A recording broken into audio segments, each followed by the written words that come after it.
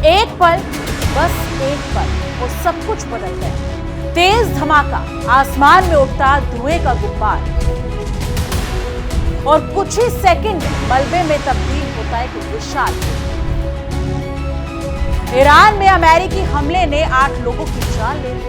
95 से ज्यादा लोग घायल हो गए और इसके साथ ही जंग ने खतरनाक मोड़ लिया।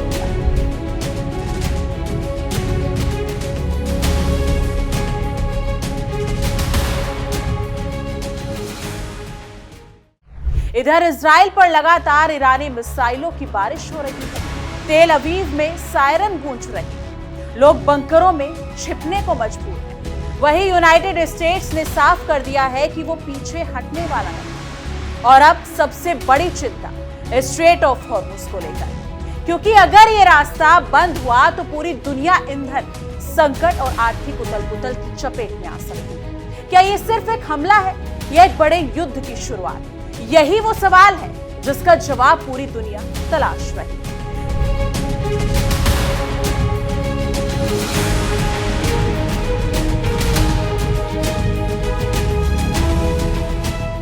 नमस्कार दोस्तों, आप देख रहे हैं इंडिया डेली का डिजिटल प्लेटफॉर्म और मैं हूं आपके साथ तानिया जाट। रात का वो सन्नाटा जब हर शहर अपनी रफ्तार से थम चुका होता है, जब सड़कों पर आवाजें कम और खामोशी ज्यादा होती है, जब लोग अपने घरों में चैन की नींद लेने की कोशिश कर रहे होते हैं, ठीक उसी वक्त एक ऐसा धमाका हुआ जिसने सिर्फ एक पुल को नहीं बल्कि पूरी दुनिया की शांति को हिलाकर रख दिया। धुएं का गुब्बार आसमान में उठता, मलबे के नीचे दबे लोग की चीखें गूंजती और हर तरफ एक ही सवाल तैरने लगता है, क्या ये सिर्फ एक हमला है या आने वाले तूफान की शुरुआत? जी हाँ दोस्तों, लेकिन अगर हम आपको बताते चले, आज हम आपको उस जंग की कहानी दिखाने जा रहे हैं जो अब सिर्फ सीमाओं की लड़ाई नहीं रही बल्कि ताकत, बदले और वर्चस्व की सबसे खतरनाक जंग बन चुकी है। ईरान, इजराइल और अमेरिका, ये तीनों नाम अब सिर्फ नक्शे पर बने देश नहीं हैं, बल्कि एक ऐसे संघर्ष के केंद्र बन चुके हैं जहां हर फैसला, हर हमला और हर बयान दुनिया के भविष्य को तय कर रहा है। जंग का 35वां दिन और हालात ऐसे कि हर बीतता पल नई तबाही लेकर आ रहा है। अमेरिका ने ईरान के सबसे बड़े पुल को निशाना बनाकर एक ऐसा हमला किया जिसने पूरी दुनिया का ध्यान अपनी ओर खींच लिया। 8 लोगों की मौत, 95 घायल। लेकिन ये सिर्फ आंकड़े नहीं हैं, ये उन जिंदगियों की कहानी है जो अचानक खत्म हो गई। वो परिवार जो सुबह तक एक साथ थे और रात होते होते बिखर गए। एक पुल जो लोगों को जोड़ता था आज वही मलबे में बदलकर दर्द और बर्बादी की पहचान बन चुका है। इस हमले को समझना जरूरी है क्योंकि ये सिर्फ एक सैन्य कार्रवाई नहीं थी बल्कि एक रणनीतिक चाल थी। पुल को उड़ाना मतलब उस देश की सप्लाई चेन को तोड़ना, उसकी सैन्य मूवमेंट को रोकना और उसकी ताकत को सीधे चुनौती देना। और अमेरिका ने यही किया, एक ऐसा संदेश दिया कि अब यह जंग सिर्फ जवाबी कार्रवाई तक सीमित नहीं रहेगी बल्कि हर वो जगह निशाने पर होगी जो दुश्मन की ताकत को बढ़ाती है। और यही वजह है कि इस हमले के बाद पूरे मिडिल ईस्ट में तनाव और भी ज्यादा बढ़ गया। देखिए हमारी एक खास रिपोर्ट हमारे सहयोगी विवेक शांडिल्य के साथ। इस जंग से आज की तारीख में कोई भी देश अछूता नहीं है। चलिए बताते हैं ट्रंप ने किस तरह से इस पूरी दुनिया को फंसा कर रख दिया और पूरी दुनिया आज डोनाल्ड ट्रंप के खिलाफ है। आइए देखते हैं। वैश्विक तेल बाजार पर भयंकर असर है। तेल के दाम लगातार बढ़ रहे हैं, सप्लाई चेन और कारोबार पर इंपैक्ट हुआ है। यह है शांति दूत के फैसलों का असर। IAEA को बड़े ऊर्जा संकट की आशंका है। जंग के असर से कोई भी देश अछूता नहीं है। नेटो देश भी अब अमेरिका से अलग राह पकड़ने की तैयारी कर रहे हैं। वैश्विक ऊर्जा क्राइसिस ने कई लोगों को भूखे रहने पर भी मजबूर किया है। अमेरिका और इजराइल ने ईरान पर जबरन जंग थोपा जिसकी कोई आवश्यकता नहीं थी आज की तारीख में। यह मैं नहीं कह रहा हूं, यह अमेरिका के बड़े बड़े रक्षा अधिकारी कह रहे हैं। इस जंग से ईरान अब वो करके दिखा रहा है जिसकी कल्पना दुनिया की किसी ताकत ने नहीं की थी। अमेरिका ने तो बिल्कुल ही नहीं की थी। अमेरिका को लगा था पिछले साल की तरह 12 दिन की जंग में ईरान घुटने पर आ जाएगा और फिर सीज फायर कर लेंगे, लेकिन ऐसा नहीं हुआ। ईरान इस बार और खूंखार हो गया है। ईरान ने वो रास्ता अख्तियार कर लिया है जिसमें सिर्फ अमेरिका की बर्बादी लिखी है, क्योंकि 1979 के बाद से ईरान जो सैंक्शंस झेल रहा है उसकी इकोनॉमी पहले ही डूबी हुई है। लेकिन वो मानता है कि इसका खामियाजा अमेरिका को भुगतना होगा और ईरान के पास बदला लेने का भरपूर मौका है। अमेरिकी कंपनियों से लेकर सैन्य ठिकानों तक ईरानी मिसाइल हमले हो रहे हैं। चलिए आपको बताते हैं कि जंग के बाद ईरान की स्थिति कैसे बदली है और कैसे डोनाल्ड ट्रंप के एक एक दावे, एक एक बातें झूठी साबित हुई हैं। मैं आपको प्रूफ करके दिखाता हूं। युद्ध से पहले के हालात क्या थे?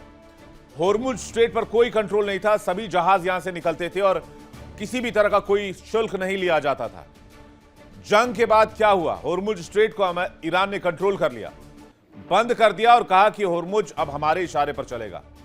यानी 1979 से जो यात्रा फ्री में हो रही थी, जो रास्ता फ्री में खुला हुआ था आज की तारीख में, और आज के बाद से अब होर्मुज दुनिया के लिए वैसा नहीं रहेगा जैसे पहला हुआ करता था। अब होर्मुज में हर जहाज को पैसा देना होगा। इससे ईरान मजबूत होगा, ईरान के पास पैसे ज्यादा आएंगे और एक बहुत बड़ा फैसला ईरान ने कर लिया जो अमेरिका की बहुत बड़ी हार है। दूसरे पॉइंट पर चलते हैं। ईरान के तेल पर 1979 से अमेरिका ने सैंक्शन लगाया, लेकिन युद्ध के बाद ईरान के तेल पर सैंक्शन हटा लिए और कहा कि ईरान अपने तेल को बेचने के लिए आजाद है, जिससे वैश्विक तेल बाजार को स्थिर किया जा सके। यह भी अमेरिका की एक बहुत बड़ी हार है। पॉइंट बाय पॉइंट मैं आपको बताता हूं। युद्ध से पहले ईरान परमाणु हथियार पर काम नहीं कर रहा था। ईरान ने बार बार कहा कि यह हमारे ऊर्जा के लिए, मेडिकल रिसर्च के लिए और हमारे जरूरतों के लिए है। लेकिन अब IRGC का क्लियर कहना है कि चाहे कुछ भी हो जाए, हम परमाणु हथियार आज नहीं तो कल जरूर बनाएंगे। अब सोचिए कितनी बड़ी हार है अमेरिका के लिए, क्योंकि अब ईरान इस जिद पर आ गया है कि वो किसी भी कीमत पर परमाणु हथियार चाहता है। बगैर परमाणु हथियार के उसका वजूद संकट में है। आगे देखते हैं। खाड़ी में अमेरिका के ठिकाने जो है वो पहले उनके एसेट हुआ करते थे, संपत्ति हुआ करते थे। अमेरिका के जो खाड़ी देशों में बेसेस थे, वहां से वो खाड़ी देशों को कंट्रोल करता था, चाइना के ऊपर नजर रखता था, रशिया को कंट्रोल करता था, पूरे एशिया पर अपनी एक तरह से नजर रखने की कोशिश करता था। लेकिन युद्ध के बाद क्या हुआ? वही यूएस के ठिकाने ईरान हमले के बाद से अमेरिका के लिए बोझ बने हुए हैं। और अब यूएस के ठिकानों को छोड़ दीजिए आप, जो अमेरिकी कंपनी मिडिल ईस्ट में ऑपरेट कर रही हैं, बड़ी बड़ी कंपनियां, अमेजॉन, गूगल, मेटा, जितने भी कंपनियां हैं, सब अब यूएस के लिए बोझ बनती जा रही हैं, क्योंकि वो उनकी सिक्योरिटी नहीं कर पा रहे हैं। अब बेशक आज डोनाल्ड ट्रंप कह रहे हैं कि भाई हम हर हाल में मिडिल ईस्ट की रक्षा करेंगे, लेकिन मिडिल ईस्ट को भी यह पता है कि ईरान से उनकी रक्षा वो आपस में मिलकर कर सकते हैं, लेकिन अमेरिका कभी यहां स्टैंड नहीं कर पाएगा। युद्ध से पहले दुनिया भर में महंगाई घट रही थी, इन्फ्लेशन लो थी, लेकिन युद्ध के बाद दुनिया भर में इन्फ्लेशन अचानक से बढ़ने लगी। अब वैश्विक मंदी का खतरा बढ़ने लगा है। यह है क्लियर पिक्चर युद्ध के पहले और युद्ध के बाद की।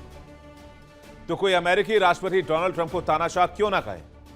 क्यों कोई व्यक्ति किम जोंग उन को तानाशाह कहेगा? एक तानाशाह के सनकी फैसले ने किस तरह से पूरी दुनिया को अपसाइड डाउन कर दिया, पूरी स्थिति पलट कर रख दी। अब समझिए, जब ऐसी स्थिति है तो कोई देश का राष्ट्राध्यक्ष कैसे कह सकता है कि वो जंग जीत चुका है? क्या आपको लगता है जो पॉइंट्स मैंने आपको बताए कि अमेरिका जंग जीत चुका है?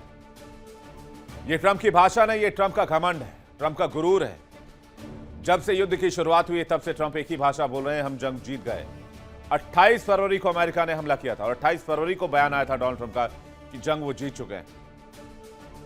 ट्रंप ने कहा कि जंग आगे चली तो हम और बड़े हमले करेंगे। ट्रंप ने ईरान के खिलाफ सैन्य अभियान को और निर्णायक मोड़ तक ले जाने के संकेत दिए। तो क्या डोनाल्ड ट्रंप वर्ल्ड वॉर चाहते हैं? इसकी घोषणा बाकायदे आज डोनाल्ड ट्रंप ने अपने संबोधन में न किया हो, लेकिन डोनाल्ड ट्रंप ने जिन वॉर्स और जिन वॉर पीरियड की याद दिलाई, उससे अनुमान यही लगाया जा रहा है। ट्रंप ने कहा कि अमेरिका को बहुत लंबे समय तक जंग लड़ने का अनुभव है। ट्रंप ने कहा वियतनाम और अफगानिस्तान में हम लंबी जंग लड़ चुके हैं। आपको दिखाते हैं अमेरिका ने कब कितने समय तक युद्ध लड़ा और क्या डोनाल्ड ट्रंप किसी और ऐसे ही युद्ध के लिए जा रहे हैं। लेकिन एक बात मैं यहां कोट करना चाहूंगा, डोनाल्ड ट्रंप इलेक्शन में बार बार यह कह रहे थे कि अमेरिका किसी भी मूर्खतापूर्ण लड़ाई में नहीं फंसेगा, लेकिन डोनाल्ड ट्रंप ने रिजीम में आने के बाद वो मूर्खता की है जिसका खामियाजा हर मुल्क को भुगतना पड़ रहा है। कितनी लड़ाइयां लड़ी हैं डोनाल्ड ट्रंप ने और जिसका जिक्र आज डोनाल्ड ट्रंप ने किया, अमेरिका ने कितनी लड़ाई लड़ी हैं वो देखते हैं। वर्ल्ड वॉर 1 एक साल 7 महीने तक ये लड़ाई चली। इसके बाद 3 साल 8 महीने तक वर्ल्ड वॉर 2 लड़ता रहा अमेरिका। कोरियन वॉर 3 साल 1 महीने तक लड़ता रहा। वियतनाम वॉर 19 साल 5 महीने तक लड़ता रहा। इराक युद्ध 8 साल 8 महीने तक लड़ता रहा। अफगानिस्तान युद्ध 19 साल 10 महीने तक लड़ता रहा। यानी क्लियर है इस बात से कि अमेरिका को लंबे समय तक जंग लड़ने का अनुभव है। लेकिन सबसे बड़ी बात क्या है यहां पर, एक में भी अमेरिका की जीत नहीं हुई। हर जगह अमेरिका पिट कर बाहर निकला है। अफगानिस्तान में तो हालत यह हो गई थी कि तालिबान से लड़ाई लड़ने के बावजूद तालिबान के हाथ में सत्ता सौंप के वहां से भागना पड़ा। मैसेज क्या देना चाह रहे हैं डोनाल्ड ट्रंप? संदेश क्या है? पहले अमेरिकी युद्ध कई वर्षों तक चले। ईरान युद्ध में अभी 1 महीने ही हुए हैं, यानी कि ईरान युद्ध और लंबा चल सकता है। ट्रंप अमेरिकी जनता को तैयार कर रहे हैं। ईरान ने भी घुटने टेकने से इनकार कर दिया है। ईरान का दावा है कि हम भी कई सालों तक युद्ध लड़ने के लिए तैयार हैं। मैदान जंग में कोई कॉम्प्रोमाइज नहीं होगा। लेकिन इस जंग की कहानी एक तरफा नहीं है, क्योंकि ईरान ने भी चुप बैठने का फैसला नहीं किया, बल्कि उसने ऐसा पलटवार किया जिसने इजराइल के शहरों में डर का माहौल पैदा कर दिया। तेल अवीव की सड़कों पर सन्नाटा, आसमान में लगातार गूंजते सायरन और हर कुछ मिनट में बंकरों की ओर भागते लोग। ये सिर्फ एक शहर की तस्वीर नहीं, बल्कि उस खौफ की झलक है जो हर आम नागरिक के दिल में घर कर चुका है। ईरान की मिसाइलें जो बादलों के बीच से अचानक निकलती हैं, बिना किसी चेतावनी के अपने टारगेट पर गिरती हैं और पीछे छोड़ जाती हैं। सिर्फ तबाही और डर। मिडिल ईस्ट का आसमान अब नीला नहीं है, बल्कि लाल हो चुका है। एक तरफ धुएं की परत और हर तरफ धमाकों की गूंज, और हर तरफ एक ही डर कि अगला निशाना कौन होगा। ईरान ने सिर्फ इजराइल ही नहीं, बल्कि पूरे क्षेत्र में मौजूद अमेरिकी ठिकानों को भी निशाना बनाना शुरू कर दिया है।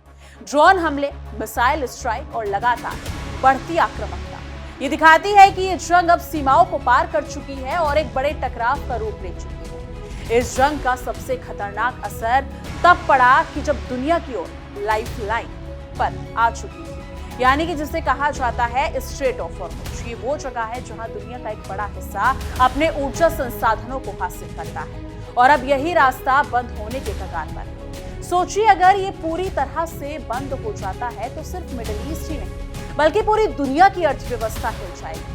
पेट्रोल, डीजल की कीमतें आसमान छू जाएंगी, ट्रांसपोर्ट रुक जाएगा और हर देश एक बड़े आर्थिक संकट में फंस जाएगा। यही वजह है कि अब ये जंग सिर्फ सैन्य संघर्ष नहीं रही, बल्कि एक ग्लोबल इमरजेंसी बन चुकी है। दुनिया के बड़े बड़े देश अब इस संकट को लेकर चिंतित हैं। 60 देशों की एक बड़ी बैठक बुलाई गई, जहां इस जंग को रोकने और हालात को संभालने पर चर्चा हुई। भारत की ओर से विक्रम मिस्री ने हिस्सा लिया, लेकिन जब जमीन पर गोलियां चल रही, तब आसमान से मिसाइल गिर रही, तब कूटनीति की आवाज अक्सर कमजोर पड़ जाती है, और यही इस वक्त हो रहा है। बातचीत हो रही है, लेकिन नतीजा अभी भी दूर नजर आ रहा है। इसी बीच एक ऐसा बयान आया जिसने इस जंग को और ज्यादा खतरनाक बना दिया। डोनाल्ड ट्रंप, यानी कि अमेरिका के राष्ट्रपति डोनाल्ड ट्रंप ने साफ शब्दों में कहा कि ईरान में जो कुछ बचा है उसे नष्ट करना अभी शुरू भी नहीं किया है। ये सिर्फ एक बयान नहीं है, बल्कि एक चेतावनी, एक इशारा है कि आने वाले दिनों में हमले और भी ज्यादा भयानक हो सकते हैं। जब दुनिया का सबसे ताकतवर देश इस तरह की भाषा बोलता है, तो इसका असर सिर्फ दुश्मन पर नहीं, बल्कि पूरी दुनिया पर पड़ता है। और इस जंग का डर अब अमेरिका के अंदर भी देखने को मिल रहा है। ईरानी हमलों के खतरे को देखते हुए पीटी हेग्सेट ने एक बड़ा फैसला लिया है। अमेरिकी सैनिकों को अब मिलिट्री बेस पर अपनी निजी बंदूकें रखने की अनुमति दी गई। ये फैसला ये दिखाता है कि खतरा सिर्फ बाहर नहीं, बल्कि अंदर भी महसूस किया जा रहा है। और यही इस जंग की सबसे खतरनाक सच्चाई है। ईरान के हमलों को लेकर अरब लीग ने भी अपनी नाराजगी जाहिर की है, लेकिन सवाल वही है कि ये सिर्फ जिंदा मैच, लेकिन सवाल सिर्फ यही है, क्या ये सिर्फ निंदा से एक जंग रुक जाएगी या बयानबाजी से मिसाइलें थम जाएंगी? जवाब शायद ना मिले, क्योंकि जब हालात इतने बिगड़ चुके हों तो फैसले सिर्फ मैदान में होते हैं और शब्द सिर्फ औपचारिकता बनकर रह जाते हैं। इस जंग का असर अब आम लोगों की जिंदगी पर भी साफ दिखने लगा है। पाकिस्तान में पेट्रोल और डीजल की कीमतें आसमान छू रही हैं। 458 रुपये प्रति लीटर पेट्रोल, 520 रुपये प्रति लीटर डीजल, ये आंकड़े सिर्फ आर्थिक संकट नहीं बल्कि उस परेशानी की कहानी है जो आम आदमी झेल रहा है। अली परवेज मलिक ने भी साफ कहा है कि ये संकट अब सिर्फ एक देश तक सीमित नहीं रहा बल्कि पूरी दुनिया को अपनी चपेट में ले चुका है। और अब सबसे बड़ा सवाल, क्या ये जंग यहीं रुकेगी या फिर ये और भी भयानक रूप लेगी? क्योंकि जिस तरह से हालात बिगड़ रहे हैं, जिस तरह से हमले तेज हो रहे हैं और जिस तरह से बयान आ रहे हैं, उससे तो यही लगता है कि अभी ये संघर्ष खत्म होने से बहुत दूर है। हर दिन, हर रात, हर नई खबर एक नया हमला और एक नई चिंता लेकर आ रहा है। आज मिडिल ईस्ट की ये जंग सिर्फ एक खबर नहीं है बल्कि एक चेतावनी, एक संकेत है कि दुनिया किस दिशा में बढ़ रही है। क्या ये तीसरे विश्व युद्ध की आहट है? क्या दुनिया ऐसे दौर में प्रवेश कर रही है जहां शांति सिर्फ एक सपना बनकर रह जाएगी? ये सवाल आज हर किसी के मन में है और इनके जवाब अभी भविष्य के गर्भ में छिपे हुए हैं। यानी कि हम इस पूरी स्थिति पर लगातार नजर बनाए हुए हैं। हर छोटी बड़ी खबर, हर अपडेट हम आपको पहुंचाते रहेंगे, क्योंकि ये सिर्फ एक जंग की कहानी नहीं बल्कि हम सबके भविष्य की कहानी है। आपको क्या लगता है, जिस हिसाब से ईरान और अमेरिका के बीच में इतनी काफी जटिल स्थिति बनी हुई है, तो आने वाले दिनों में क्या कुछ होने वाला है? क्या अमेरिका कुछ बड़ा करने की तैयारी कर रहा है जिस हिसाब से डोनाल्ड ट्रंप ने संबोधन में बोला है, या फिर ईरान कुछ बड़ा करने वाला है? कमेंट सेक्शन में अपनी राय जरूर साझा कीजिएगा। बाकी देश और दुनिया की तमाम बड़ी खबरों के लिए देखते रहिए इंडिया डेली और हमारा खास शो विश्व युद्ध। देखिए इंडिया डेली 24/7 अब आपके स्मार्ट टीवी पर। इंडिया डेली मौजूद है सभी डिजिटल प्लेटफॉर्म पर लाइव और लगातार। इंडिया डेली 24/7 हर दिन राष्ट्र को समर्पित।